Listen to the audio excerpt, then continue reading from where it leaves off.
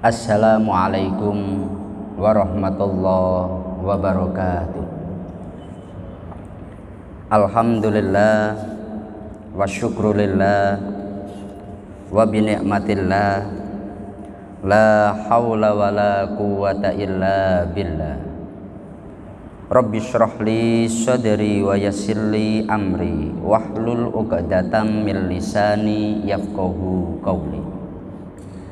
Kepada yang kami muliakan segenap jamaah Masjid Agung Batam yang dirahmati Allah Subhanahu wa Ta'ala, seperti biasa setelah melaksanakan sholat zuhur, sejenak marilah kita mengikuti kajian tafsir Asy-Syafi'i. Selama kurang lebih 7 menit ke depan, marilah kita bersama-sama niat thalabul ilmi dan juga niat iktikaf di masjid kita ini, agar duduk kita bersama oleh Allah dicatat sebagai ibadah.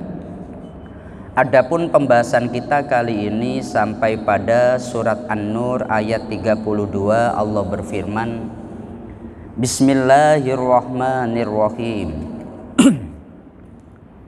Wa ankihul ayama minkum wassolihina min ibadikum wa imaikum iyakunu fuqara ayunihimullahu min fadli wallahu wasi'un alim.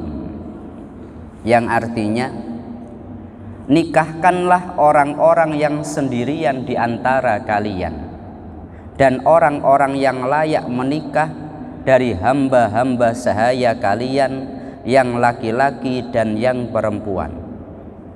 Jika mereka miskin, maka Allah akan memampukan mereka dengan karunia-Nya, dan Allah maha luas pemberiannya lagi maha mengetahui.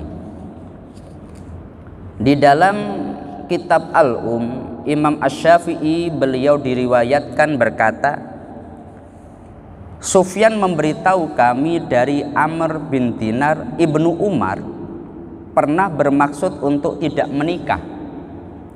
Kemudian Hafsah, salah satu dari istri Rasulullah, beliau berkata kepadanya, menikahlah, karena jika ditakdirkan untukmu seorang anak, maka dia akan hidup sepeninggalmu untuk mendoakanmu. Ayat yang kita bahas ini adalah ayat dorongan dari Al-Quran, wahyu dari Allah kepada orang-orang yang jomblo, orang-orang yang dia sendirian untuk menikah.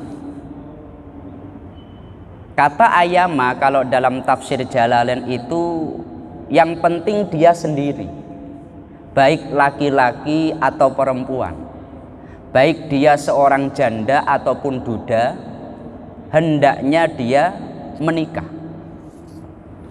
Dan jangan pernah takut menjadi orang yang miskin. Saya untuk menghidupi diri saya sendiri saja kesulitan, kalau menikah nanti bagaimana? Jangan takut, karena dalam ayat ini Allah berjanji, iyakunu fuqara, bila kalian dalam keadaan fakir, yughnihimullahu min fadli, maka Allah akan mengkayakan kalian, memberikan kecukupan kepada kalian dari anugerahnya. Maka hendaknya memang seperti itu. Orang yang dia menikah dengan orang yang belum menikah ini sangat berbeda. Orang yang dia belum menikah itu tidak ada kontrol atas syahwatnya, tidak ada solusi ketika dia katakanlah syahwatnya muncul, baik laki-laki atau perempuan. Makanya Rasulullah itu beliau menyampaikan, manistato aminkumul ba'ata falyatazawwaj fa innahu aghaddu lil basar wa ahsanu lil farji. Kalau sudah punya kemampuan, sudah layak, maka hendaklah nikah. Karena dengan menikah akan menjaga betul pandangan dan menjaga betul farji. Oleh sebab itu ketika orang dia sudah menikah, syahwatnya ini relatif sudah bisa dikontrol. Berbeda dengan orang yang belum menikah. Setiap lihat perempuan katakanlah dia udah bayang yang macem-macem. Apalagi banyak ungkapan seperti ini. Hendaknya di akhir zaman ini segera menikahlah karena dajjal itu jomblo. Takutnya nanti yang jomblo-jomblo itu nanti jadi dajjal ini. Rasulullah itu mendorong betul umatnya untuk menikah karena faktor ini menjaga diri kita dari luapan hawa nafsu atau syahwat. Bahkan melalui ayat ini Allah menegaskan, bila kalian dalam keadaan fakir, Allah akan memberikan kecukupan.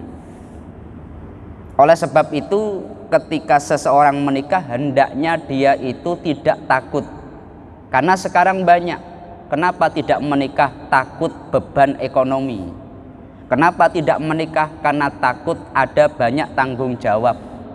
Sebetulnya dengan menikah itu malah menjadi solusi.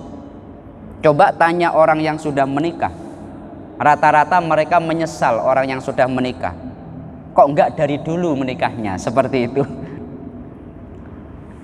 Tetapi kalau dalam sudut hukum fikih, menikah itu hukumnya dibagi 5. Ada hukum yang wajib, ada hukum yang haram, ada hukum yang sunnah, ada hukum yang makruh, pada dasarnya hukumnya boleh. Yang wajib bagaimana? Bila dia tidak dinikahkan akan melakukan perzinaan, maka wajib dinikahkan. Bila seseorang dia katakanlah kalau tidak nikah dia melakukan zina, laki-laki atau perempuan, maka dalam rangka mengantisipasi zina dia harus dinikahkan. Yang kedua adalah sunnah. Sunnah ini bagaimana? Dia sudah mampu, dia sudah bertanggung jawab, dan dia sudah dalam umur yang cukup. Sunnahnya bagi dia melakukan pernikahan. Kalau yang haram itu bagaimana? Bila menikah dia akan mendapatkan kezaliman.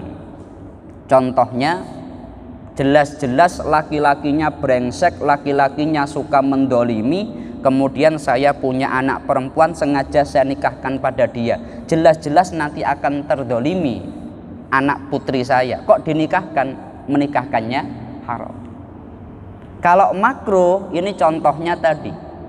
Dia itu sebetulnya tidak dalam konteks cukup, dia tidak dalam konteks mencegah perzinaan.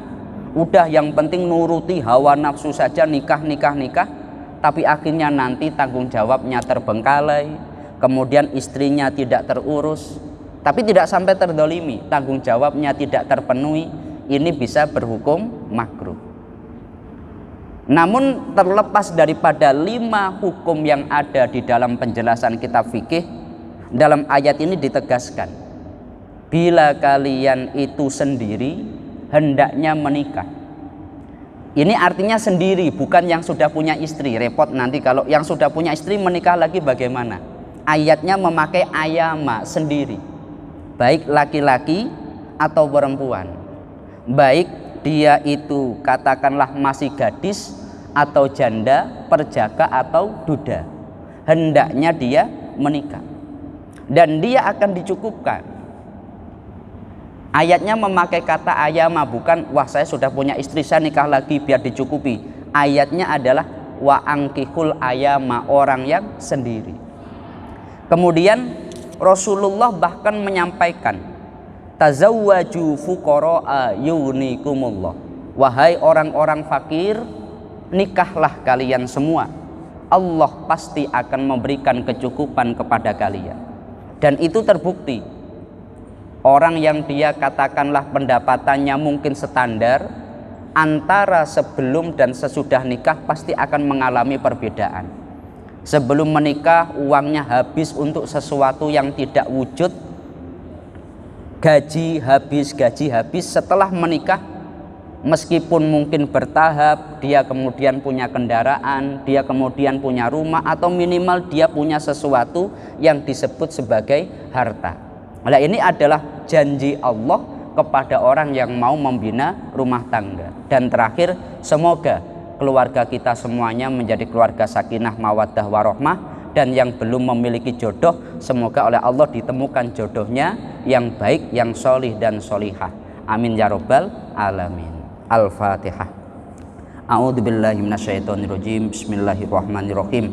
Alhamdulillahirabbil alamin arrahmanirrahim maliki yaumiddin. Iyyaka na'budu wa iyyaka nasta'in ihdinas siratal mustaqim siratal ladzina an'amta 'alaihim ghairil maghdubi 'alaihim waladdallin. Amin. Kurang lebihnya dari kami mohon maaf. Akhirul qauli wallahul muwaffiq ila aqwamit thoriq. Wassalamualaikum warahmatullahi wabarakatuh.